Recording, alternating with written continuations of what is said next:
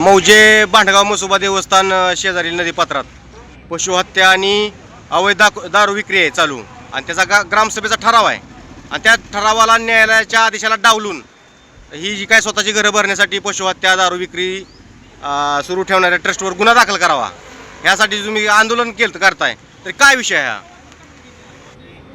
Bhandgaon Masoba trust आहे, trust आहे. त्याच्यामुळं त्यांच्या वादावाद चालू आहे तिथं. पण असं झालं की तिथं पशुहत्या आणि तुमची दारू विक्रेता भरपूर प्रमाणात वाढलेला आहे आणि तिथं आमच्या गावामध्ये 12-13 वर्षाची मुलं दारू पितात. कारण ट्रस्ट जे आहे ती पैसेवाल्यांची ट्रस्ट आहे, त्यामुळं सगळी दारू पितात तिथं. तर आमचं एक पहिला विषय आहे की दारू बंदी आणि पशुहत्या बंद झाली पाहिजे. त्याला मसोबा ट्रस्टचा निकाल आहे 14/2015 5/8/2018चा निकाल आहे की दारू विक्रेता पशु हत्या बंद करणे हा कोर्टाचा निकाल आहे. हा कोर्टाचा निकाल सुद्धा त्यांना मान्य नाही.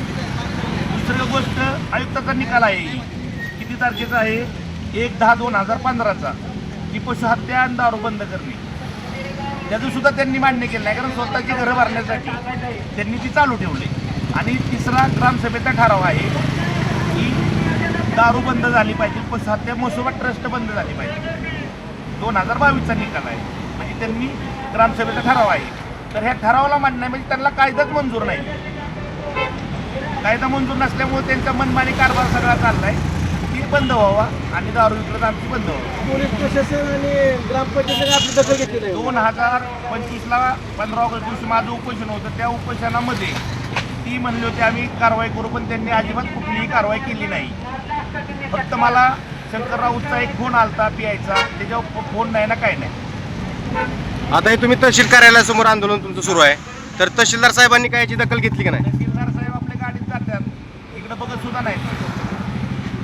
आता तहसीलदार साहेबांबद्दल तालुक्यामध्ये एक असंतोष आहे आणि लोक त्यांच्यावर नाराज आहेत त्यांच्या कार्यपद्धतीवर. तर तुम्हाला काय वाटतं? हे काय आपल्याला माहित नाही त्यांचं नाराज आहेत का नाही ती काय माहित नाही, पण तिथे साधे बघत सुद्धा नाही तिथं.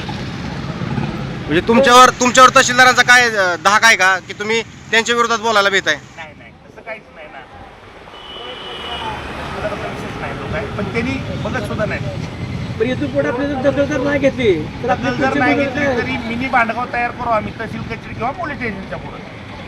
तुम्ही धर्मादाय आयुक्तांना पत्र दिलंय का या संदर्भात? धर्मदाय आयुक्ताला धर्मदाय आयुक्ताचं पत्र सुद्धा रिटर्न येत नाही.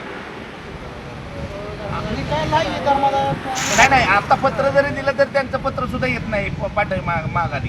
पण त्यांचा निकाल आहे की बंद करा म्हणून 2015चा 1/10/2015चा.